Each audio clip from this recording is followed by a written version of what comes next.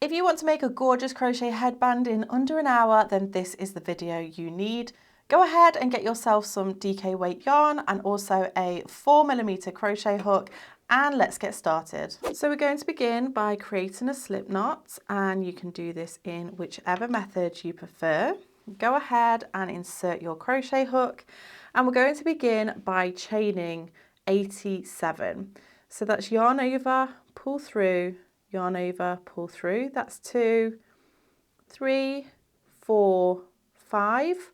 Pause the video, chain 87 and meet me back once you're ready.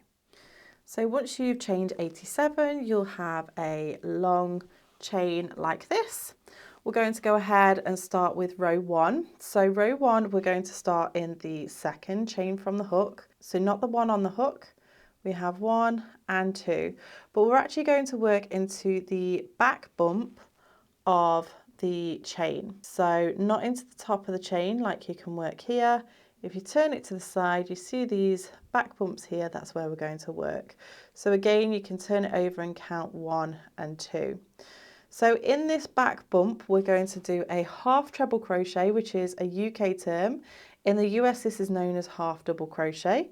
So we're going to yarn over, go into that back bump, and you can use your nail just to push that on if you need to.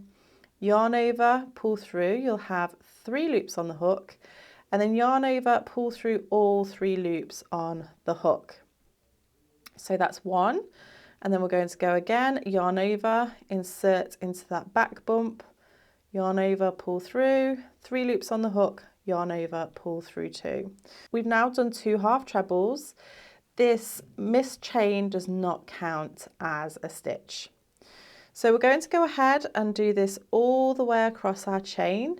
You will end up with 85 half trebles. So go ahead, pause the video, work your way all the way across and meet me back once you're ready. So at the end of your row 1, this is what it should be looking like. We're then going to go ahead and move on to row 2. Now row 2 is the repeat that we're going to be using for row 2 to 11. So I'll demonstrate this row and then you can rewind and re-watch again if you need to for the following rows. So we're going to go ahead and chain 2 and turn our work. Now this chain 2 does not count as a stitch. We're going to go ahead and place a half treble crochet into the back loop only of that very first stitch. So because this chain 2 does not count as a stitch, we're going to be working into this very bottom stitch just here at the base of the chain 2. And instead of working into the full stitch, where you can see the 2 loops of the V, we're only going to be working into that back loop. So we're going to yarn over and go into that back loop of that stitch, yarn over, pull through, 3 loops on the hook, and then yarn over, pull through all 3 loops on the hook. Now at this point, if you're not overly confident with counting your stitches, or you feel like you gain or lose stitches, then I would go ahead and pop a stitch marker right into that very first stitch here. So it's right next to, it's the V next to the loop on the hook just here.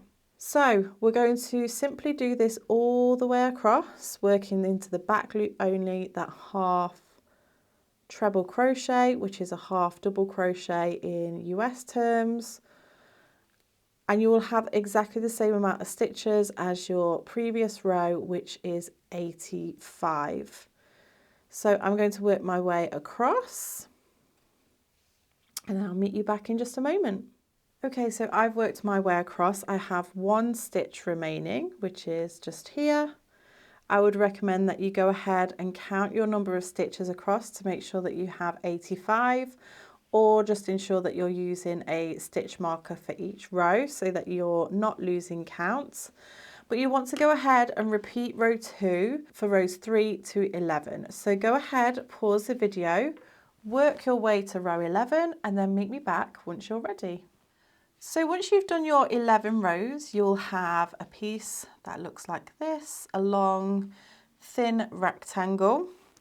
We're going to go ahead and yarn over and pull through to fasten off.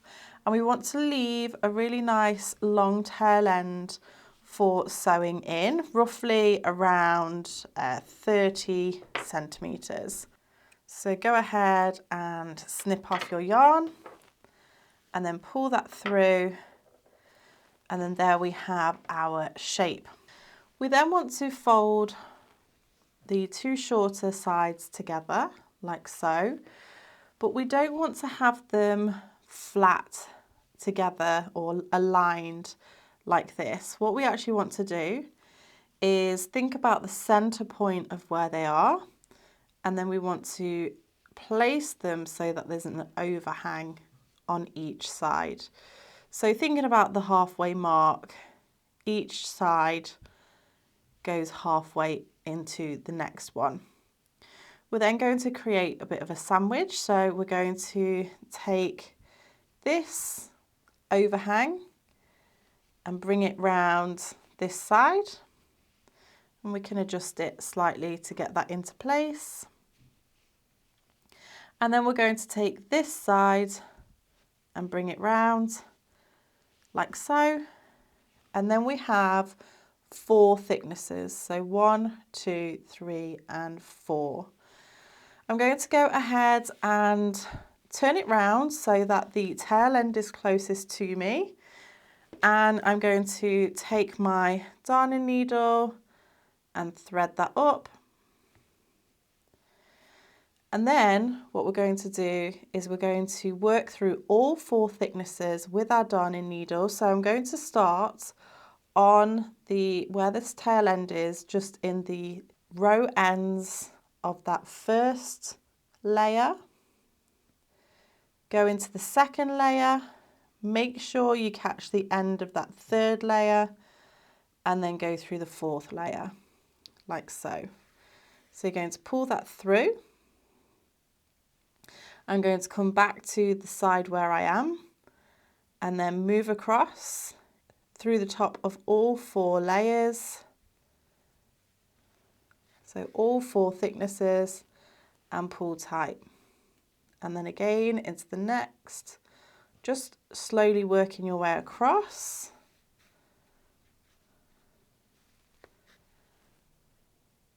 You're not specifically working into like the rows, you're just making sure that it's secured through all 4 thicknesses all the way across.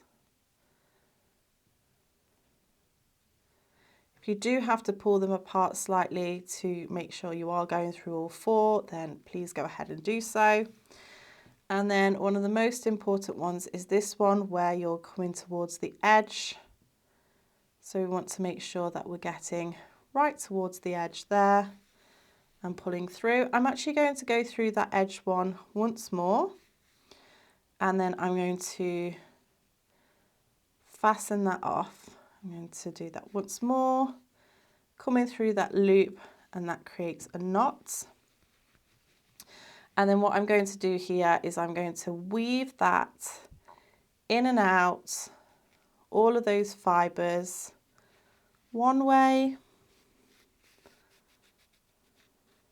and then making sure I'm working in through different fibres, back the other way, and then once more, because I like to use the rule of 3, back through those fibres and pull through. You can go ahead and fasten off or trim that tail end. And then I'm going to deal with this tail end just here. And then all we have to do is turn it to reveal this beautiful knot on the front of the headband. So there we have the gorgeous Heather Heels headband, super easy and effective to make. And if you like this easy tutorial, then you may also like this video too.